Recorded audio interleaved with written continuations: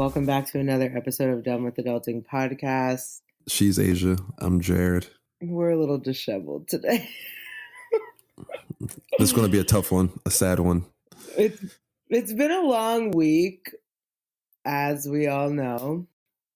Unfortunately, we are all going through or suffering through the devastating loss of Colbys Bryant and his daughter and all of the victims that were on the helicopter that day. So the fact that you even just said that, that just sounds absolutely crazy to me to hear that.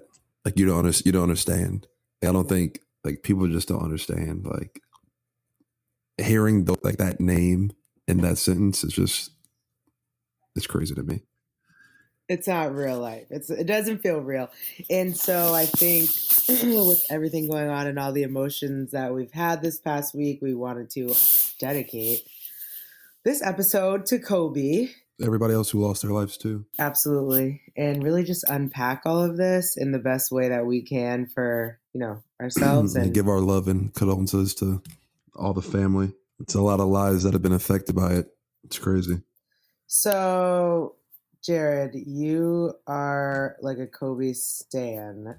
So one thing that that Terrence and I talked about was obviously we're basketball fans. Obviously Colbys the GOAT, but I'm a Celtics fan. So I was never a Colbys stan the way that some people are. I respect his game and everything he's done for the game. But I know you were really, really, really, really, really a huge fan. After Beyonce, it's Colbys. It's 1A, 1B. Beyonce's 1A, Colbys 1B. It's my idol. It's who I looked up to. That's so that Mamba mentality. That's So I guess could you maybe just fill us in? Because I think that one of the things that I've been seeing a lot on social media, and the first thing I want to address is this idea that people cannot or people shouldn't be sad over someone they didn't know personally. Yeah, I've seen that all the time. And I've seen that, I saw that when Nipsey died and when other celebrities died. And I'm not even going to sit here in front. I didn't think it was weird, but I was just I never really understood people getting upset and things like that over somebody who died. When Nipsey got killed, I was growing up, me and my other friend, we were one of the first ones in our group who actually started listening to him. And then when I went to Stonehill, I feel that I was one of the only people in my friend group who was really listening to him. So I knew Nipsey from his music, and I liked his music. So when he passed away, I felt something. I was oh, this is terrible. I felt sad. Mm-hmm. And I understood. I couldn't cry though. I didn't shed any tears. I wasn't that hurt because I'm it's a celebrity. Mm-hmm. But life still goes on, blah, blah, blah. I saw other people being upset. And I understood what people would be oh, why are they getting so upset over somebody they never met? So I understood that part, and I was never the one killing it. Oh, you shouldn't do that. You shouldn't do that. People, other people do. But I understood their point. But now I totally understand it because I shed real tears when Colbys died. Right. I've been crying all week. I'm not even going front. Now that you are saying that you understand that feeling, I guess what's the difference for you between the way you feel about Colbys and your relationship with Colbys versus Nipsey? Because I've been a Colbys fan. I grew up watching Colbys. I grew up my whole life. It was nothing but Colbys. I remember. I feel a lot of millennials can relate to that. Yeah, because I was born 91. He came into the league 96. So yeah. I mean, millennials grew up on Colbys. He was my favorite player since I started watching basketball. I remember I'm from South Jersey, right outside of Philly, always in Philly. It was 2001, the NBA Finals, the Lakers versus the Sixers. My birthday's June 11th. So that's the middle of the finals. I'm walking around Philly. My mom takes me and some friends to Dave and Buster's in Philly. I'm walking around Philly with the Colbys jersey, with the Lakers jersey, while they're in the middle of an NBA Finals game. And if you know Philly and you know Philly fans, they're crazy and they're terrible people. You know what I mean? So they'll say anything to anybody. But me and my mom, we used to do stuff like that all the time, just rock jerseys and do whatever. And you say something to us, we're prideful in what we're wearing. And I just grew up my whole life loving Kobe. Like argued with my friends in high school over him, argued with my friends in college, even arguing until him passing about him being the GOAT, all that extra stuff. Yeah. I think you and I have maybe had an argument about Kobe before. Of course. But like I grew up my whole life loving this man and just idolizing him. And I was hurt. I'm still hurt. I don't know. Yeah. I think it's That was a long-winded answer. I'm sorry. No, don't be sorry about that. I feel like all week personally I've been like social media doesn't help because it's all over Instagram and Twitter still, and I think it will be for Bro, a while. you don't understand. But it's like you were going about your day and then you like pull up your phone or you like think about something and you're like, damn, that didn't really happen, did it? Like That's crazy. Like this is it's ridiculous and it's crazy. Like I had my TV, like when it happened, I had my TV on like a regular channel that wasn't going to talk about sports, but I'm still on Twitter scrolling, and every time I refresh, I just keep seeing it more and more, and it just makes me sadder and sadder. And then if I go out in public to like a restaurant or a bar, and then it's all over the TVs because they play sports usually, and it's just like it's everywhere, and you can't get away from it. And I'm hurt, dog. Yeah.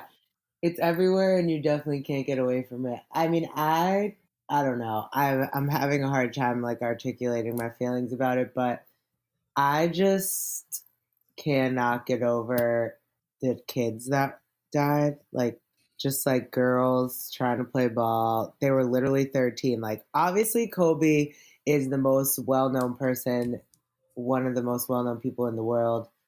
Like that's what the media is focusing on, Kobe Bryant's death. But honestly, like that statement doesn't like shake me up as much as like when I think about the kids. Yeah, so like when we first heard the news, like all first number one, Twitter was going crazy and just saying stupid and wild things, and Right. then even the news stations were reporting like false information or misinformation. Like that's absolutely ridiculous. Yeah. This is like the news station Twitter accounts. I remember them specifically because I was so disgusted and appalled that it was ABC News was the first news station to report that all 4 of his kids were on the flight. And I'm like, when I heard that, I was like, this is stupid. His youngest daughter isn't even a year old.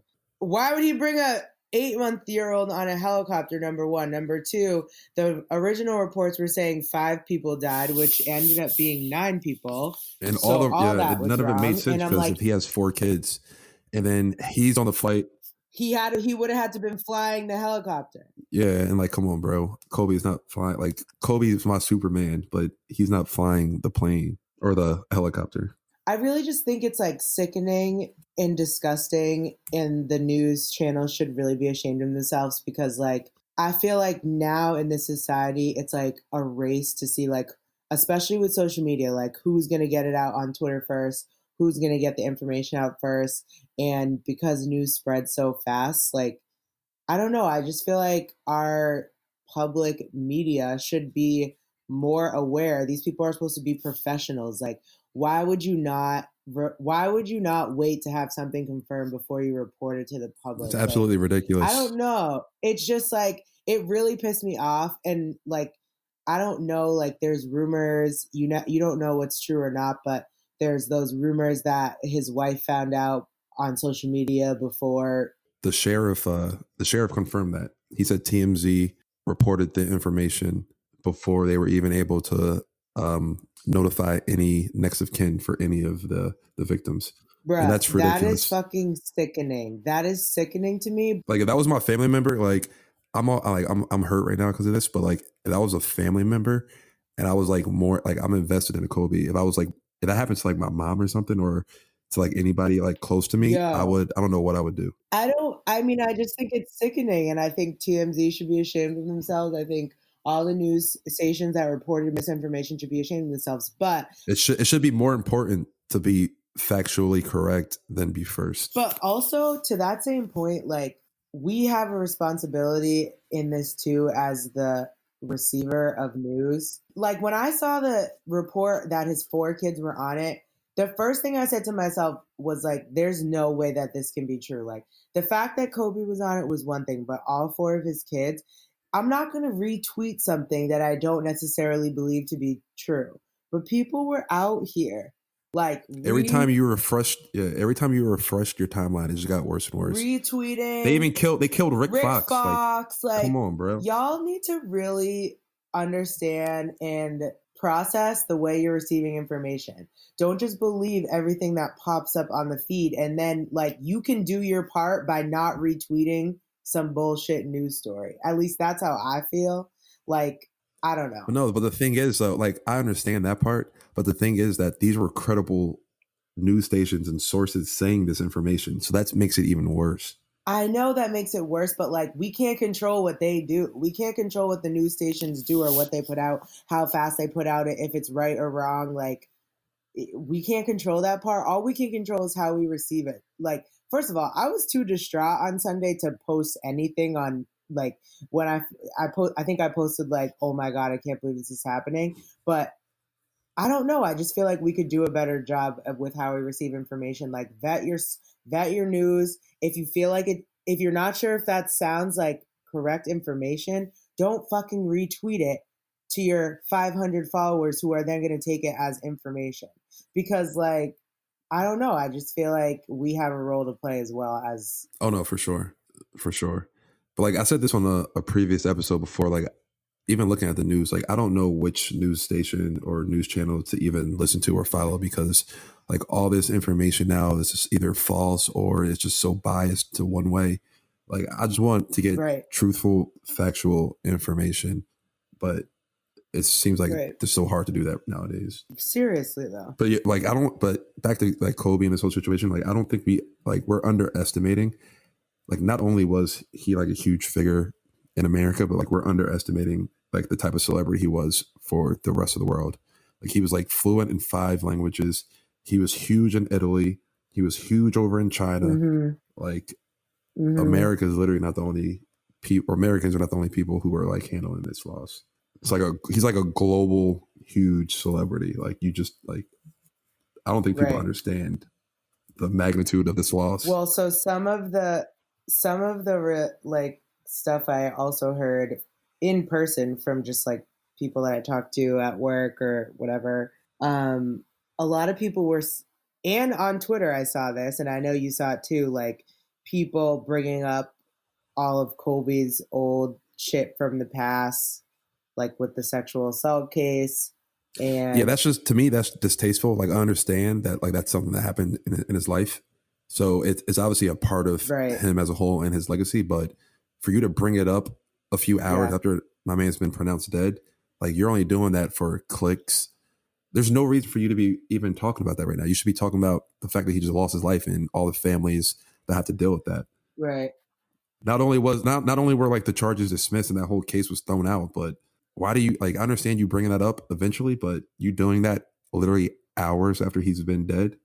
That's, to me, that's ridiculous. Yeah, I agree. I think it's disgusting. And I think you're right. Like, I think it obviously is a part of his life story that isn't going to go away. But it goes back to the episode we did about like cancel culture. It's like nobody can make a mistake and he's addressed that mistake several times in his career. Like no one can make a mistake and then move on from it. Like in today's climate of social media, it's like people dig up old stuff from your past all the time. It happened to Kevin Hart when he was going to host the Oscars. Like people just can't leave things where they left off back in the past. And I think it's disgusting that a lot of people were mentioning that part of his life when it was like literally hours after everything happened. I don't know. I mean, I don't know. It's too much. It's just too much. Every time I go on something or see it on the news or just see people talking about him, I just go back to like, I really can't believe that this man is dead. Like, I thought he was untouchable. I legit thought he was Superman. Yeah, you don't understand. Yeah, I think that's the most like shocking part for everybody. Is like if this can happen to him, like it's just like anything can happen to anyone at any time. And I mean, obviously, like we all know that like with life comes death. Everybody's gonna die at some point, but It just makes it very real. life is fragile. Life is short. He was only 41. The kids were only 13, dude. I'm sorry. I don't know. I'm in shock about Kobe too, but like, for some reason, that the death of Kobe is not hitting me as hard as the death of these girls. Like, it's just not. Like, Yeah, I mean they're just young, and I think about Kobe and I think like, damn, like that shit's crazy. Like, did that really happen? And then I think about the girls and I'm just like, what the fuck? Like, then here's another thing. There was one family on there. The mom, the dad, and the kid was on there, and they have and they two other also had kids. two other kids. So those two other kids now they don't have a sibling, and then now they don't have a mother or a father. Yeah, like the thought of that, like when you just said that out loud, my stomach just did three flips. Like that, the thought of that makes It's me crazy, physically ill. and this is like something that's routine for them. This is something that's Routine. routine for them. It's like us hopping in a car to go to practice, and Yes, then all of a sudden 9 people are gone, and bruh. your whole life is just changed and altered because of that. That's what I said Like to this is somebody the other routine. day, because somebody the other day said to me like, oh, like the pilot knew that there was fog or he wasn't supposed to be flying in that area or whatever, and they still went and like whatever. And what I said, I was like, this was like like this man took a helicopter almost every day of his life. Like this was a normal thing for The him. pilot had 20 years of This was experience. a very, very normal thing. And probably those girls and parents had most likely ridden in it before. If not, you're with Kobe. Like, you're with Kobe. What can you think can happen to you if you're with Kobe? Like, So I guess the police department and the fire department, they actually grounded their choppers because of the fog. But this pilot got special permission to fly that day. So he was granted the okay to fly that day. So if you're a pilot with 20 years experience, you're telling me, oh, there's nothing to worry about. Like, I got this. I'm gonna believe you, especially if I've been doing this all the time I mean, we do it all. I feel like we do it all the time, just like for stuff that doesn't even matter. as Yeah. regular people living in Boston, like winter weather advisory, don't get on State the of roads. What emergency. are we doing? State Getting of on the emergencies. roads. You're not supposed to Yeah. be driving at all. People are still out there driving. It's the same thing, except they were just in the air and we're usually on the ground. I don't know. There's no one to blame here. It's just a horrible tragedy. I want to talk about like also, It's like handling death in general. yeah, I think like you could be in your head all day thinking about it and feel sad about it, but I think that like for me personally, literally all week I've been physically physically exhausted. Just like my body feels like heavy, literally like heavier than normal, like it's hard to carry myself around. I'm like on edge about certain things, and the other thing is like I can't stay focused on anything. Like usually at work or like with whatever I'm doing with the podcast, I'm like zoned in. Your mind's But all over the place. yeah, and I can't like pull it together. And like those physical indicators of grief are something that I've learned about myself. Um, like even if tears aren't rolling down my face, like it's hard to explain the physical feeling of my body, but like the weight that it feels like, and like I don't know, I can pinpoint exactly at this point what that means for me, but I feel like there might be some other people who don't necessarily been able to recognize those things for themselves. I think that might be me, honestly. Like I don't think that I know how to grieve properly, if that's even like a thing. I guess everybody grieves differently, but Yeah, there's no right or wrong way. I feel like, I think there could be a um, wrong way. Like maybe if you lash out at others. yeah, I mean, it's not the best way, but when you're going through intense grief, sometimes you really just have no control over what you're thinking or doing or the decisions you're making.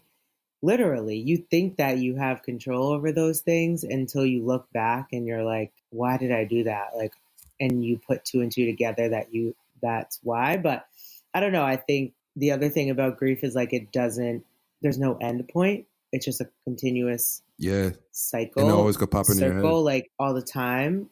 Like an Um, example is like if other people dying, like Kobe dying, it brings me back to times when people close to me passed away, and I'm thinking about them now. exactly. Like I don't know, it's too much. And I think that's why when people say like, "Oh, why are you crying over someone you never met?" Sometimes you're crying the tears, and like, yes, these people, Kobe and the other victims just died, but like you're subconsciously tapping into a feeling that maybe you felt before, and that can trigger emotion. So it's not always like, "Oh, why are you crying over someone you never met?" Like, yes, I'm crying over this person that I never met and their families, but like you've now been triggered about something else that's happened to you, but it's not always easy to connect those two things in the moment. I don't know. It's complicated, I feel Yeah, like. I completely shut down when that happened. Like I told Emily what happened. She was like, "What?" And then she just kept asking me questions throughout the day and night. And I'm just like not answering. I'm just sitting there staring at my phone. And she keeps asking me stuff. She's like, "What do you want for dinner?" Blah blah blah. I'm like, I'm not worried about. I didn't say this, but I'm just thinking. I'm like, I'm not worried about food right now. Like I can't process Right. anything. I'm hurt right now. Like this is sad. And then the next day, I was a little bit more vocal. And she was like, "Yeah, I could tell. Like yesterday, you were just down because you were just so quiet and everything." I'm like, yeah, like yo, Yeah. I bought a house this week. I closed on a house this week. I I know. closed on a house this week. This week was supposed to be exciting. I was supposed to be happy. It's still I mean, exciting. it is. It took my mind away from it for a little bit, but then as soon as we're done signing papers, like I just hear it again, and I'm just sad. Like, My eyes get watery literally every time I think of the surviving family members. Every time I think of Vanessa Bryant, I want to throw up with like grief, I felt so literally. bad for her. Every time I think of the other two families who lost someone, the coach that was on the flight, uh, her husband did an interview a I heard few about days that. Yeah, ago. Like, those are the things that are getting to me. Yes, we lost Kobe, the greatest of all time. He had a huge impact on people in the world, and like that matters tremendously. But I don't know. For me personally, it hits different than and then just the and girls. seeing like all the other NBA stars and all the other celebrities like telling their stories and just crying on national Yes. TV, like that just Yeah. hurts. Yeah. That was And rough. like all the Yeah. reporters were sharing their like personal stories. Like, so today's Thursday, so it happened Sunday. I think either like yesterday or 2 days ago, there was a story which started the girl dad trend. Yeah. Yeah. Yeah. I can't think of the I think girl's her name's like name. L Duncan or something. So basically, she had a story about the first time she met Kobe, and she was pregnant, and Kobe asked her what she was having, and it was a girl, Mm-hmm. and he just went on a whole rant of just like how he loved being a father to all girls and Mm-hmm. all this extra stuff, and like the way that she told her story, and then she just started breaking down on TV, like that hurt. Yeah. That was a rough one. Like all of these interviews, and like seeing Shaq cry, and she and Shaq go through it, like all of that, all of this hurts. But all the celebrities that are posting with their daughters, and just like people, not even celebrities, people posting with their daughters. And I saw something on Twitter that I wanted to highlight that was like, if you want to honor Kobe's legacy, like support women's sports, like support women's movement, support those types of things. Like that's what Kobe did. Like Kobe was the most frequented NBA player at WNBA player games. Like, Even college basketball games, UConn women. yeah, like he supported that for his daughters and like believed in it. So if you want to honor Kobe, like watch some WNBA games so that those girls can get paid. I saw somebody say that they thought eventually Kobe would be the commissioner of the WNBA, and I was like, "Dag, that would have been crazy." In reality, Kobe Could have did whatever he wanted. could have done whatever he wanted. The second part of his legacy was just beginning, and that's really what's like sad is the potential. Everybody that was involved, like the potential of all the girls, Gianna, Peyton, Alyssa, all the girls that died. What their potential was going to be. They had to be. I mean, Gianna was a beast, and her teammates had to be beasts too if they were all on the same team. Like, and I just think about like when they were about to go over to the gym that day. I don't know. Like, I think about those moments right before they got on the plane. Like, they were probably so excited, or the helicopter. They were probably so excited to be back together, to be going to play basketball. Their parents are with them. Like, the energy is so high and positive. In a split second, And in a literal split second, they lost their lives. Like, that does not process for me. at all. It doesn't. And then just seeing like obviously like all the love that Kobe had for his daughter, and then like I saw people saying this like in that last second, like him, like he's Kobe, he could do anything, but in that last second, looking at his daughter and not being able to do anything for them or for anybody else on that helicopter, I know that's just like just the thought of that itself is just Yes. heartbreaking. And they most likely were alive until the impact. Cannot imagine. I can't do it. It's not normal. Things like this shouldn't happen. But you know what else this made me think of is like do you know how many tragedies have happened like in the United States and in the world, like mass shootings, all those types of things that have happened? And maybe it's because we didn't know them. It's not Kobe Bryant. It's not someone on a worldwide platform. But like those It happen events, every day. they happen every day, and they're painful. Like they're very painful, especially when you see them on the news. The sad part is they're happening so much that we're becoming desensitized to it. 1,000% agree. And the reason why, like, I'm thinking about the reaction that everyone's having to Kobe and thinking to myself, like, for those mass shootings that we experience, like, it's like one day on social media, two tops, posting like pray for whatever, like the Australian fires. Like, Wildfires.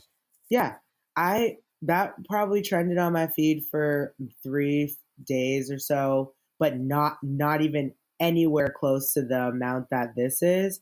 And I'm just thinking to myself, like, we're just desensitized to this stuff. It takes like somebody who is as celebrity status as Kobe to make people feel a certain type of way about this. And I still feel annoyed by the fact that all the attention is on Kobe. Like Kobe and Gianna, obviously important. They lost their lives, but like so did seven other people. Yeah.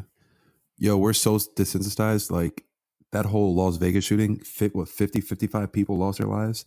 Bruh. I had not one sad reaction to that event. I might sound like the devil or something. I don't know, but I had zero negative reaction. I was more worried about why the person did it, and I wanted to find out more information about him. I didn't feel one sad bone in my body about that. And then maybe like a month later, I think there was like a school shooting or something like that.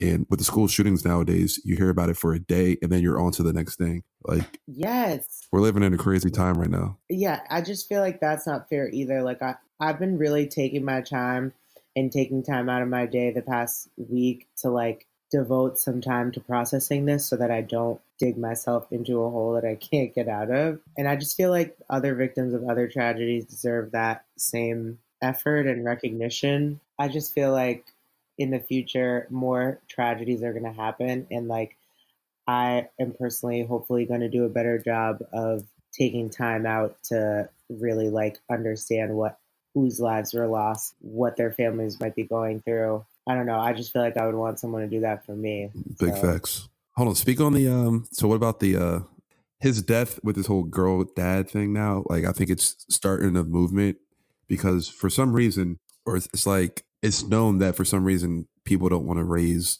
girls or daughters for whatever reason why, but now everybody's being prideful and being proud that they're a dad of a little girl or something like that. mhm, So I think that is going to be a huge turning point in regards to that.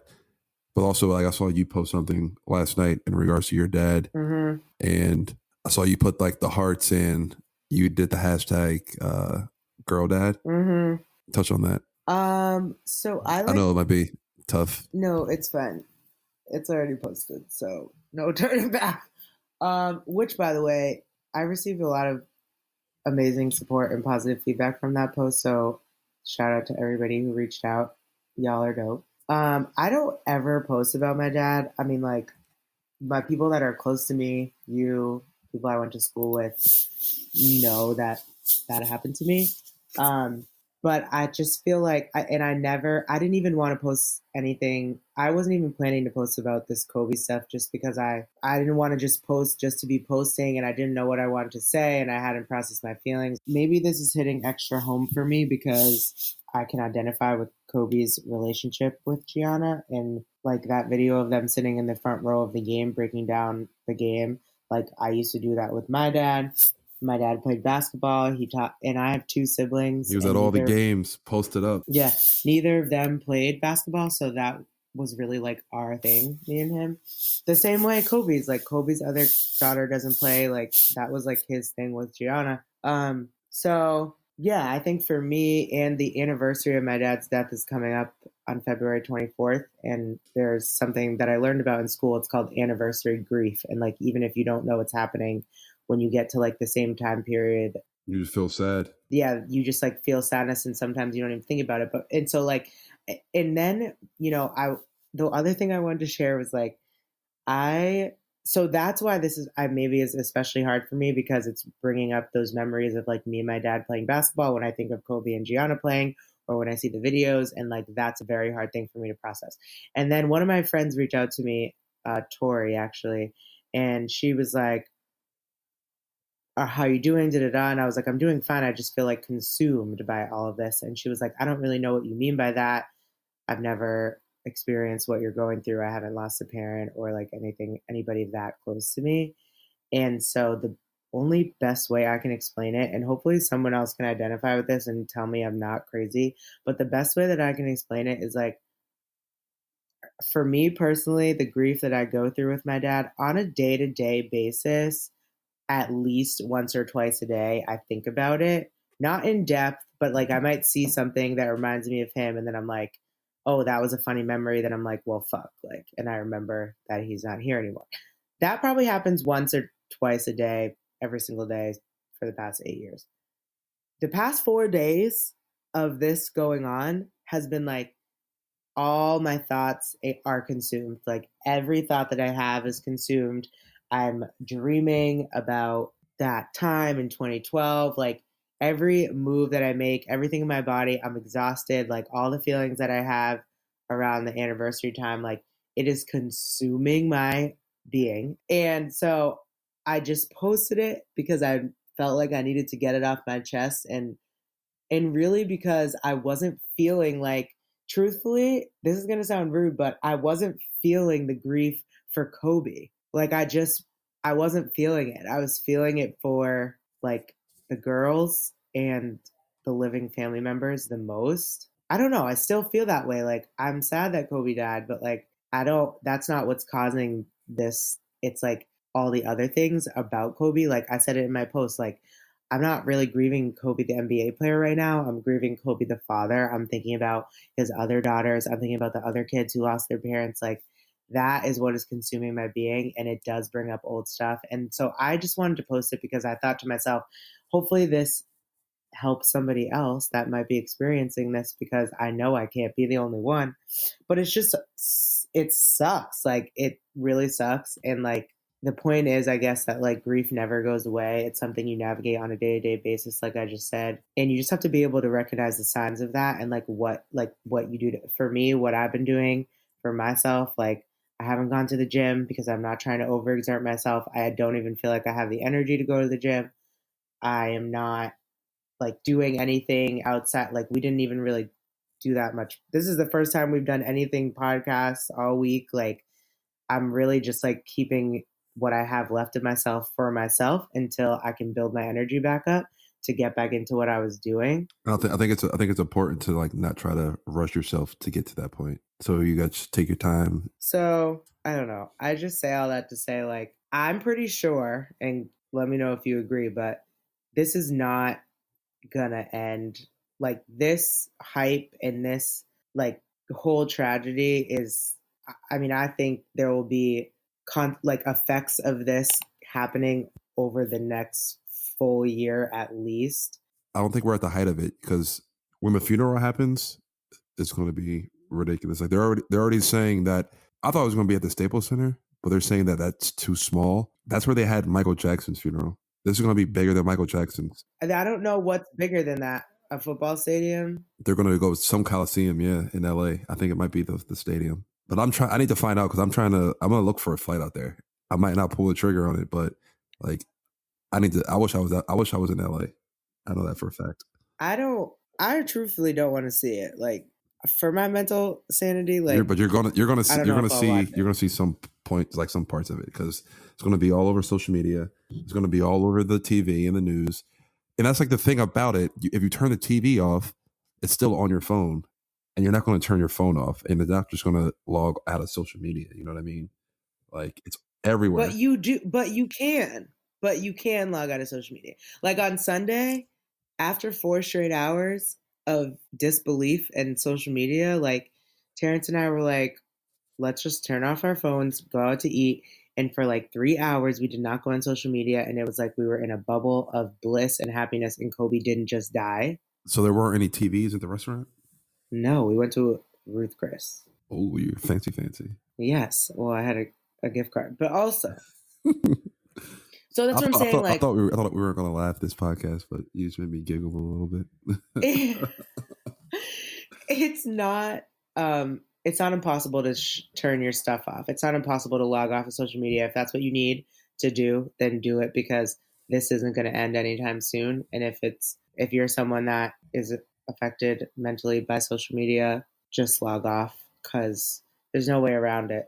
There's no app that's not going to be talking about this at this point. And I don't... Yeah, it's going to be for a while. If it dies down in less than a year, I'll be shocked. I really just think, because think about it, Jared. Every person affected by this in the immediate family, Vanessa, the other kids, Colby's parents, the other family's kids, the other family's parents, all these people are going to be going through this horrific grief, and it's got to manifest somehow in some way. Unfortunately, these people aren't going to be able to grieve in peace, because the media feels like they have to stalk their every move and report every time.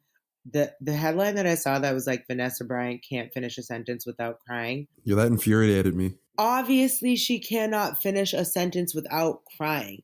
I promise you that we do not need an update on Vanessa Bryant's grief on a daily basis, because if that's what we're doing, I'll delete all my shit. Like, I can't. Yeah, that infuriated me. Like, I don't understand why they're checking up on her like that. I don't know why people feel the need to think that she needs to make a post and she needs to make a statement.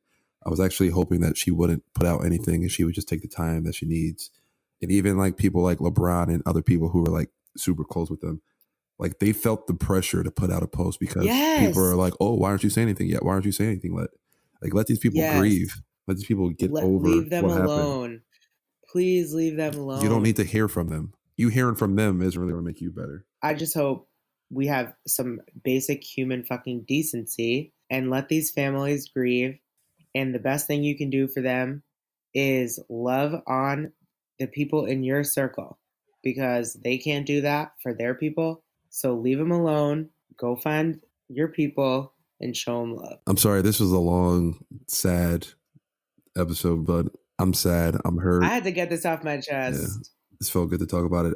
I like coming in here, I was like, I'm going to be like, I don't even want to talk about this, honestly, but it felt better. Don't you feel a little better? Not really, honestly, because I'm still thinking about them, but I'm going to be hurt for a little bit. I know, but you got some things off your chest.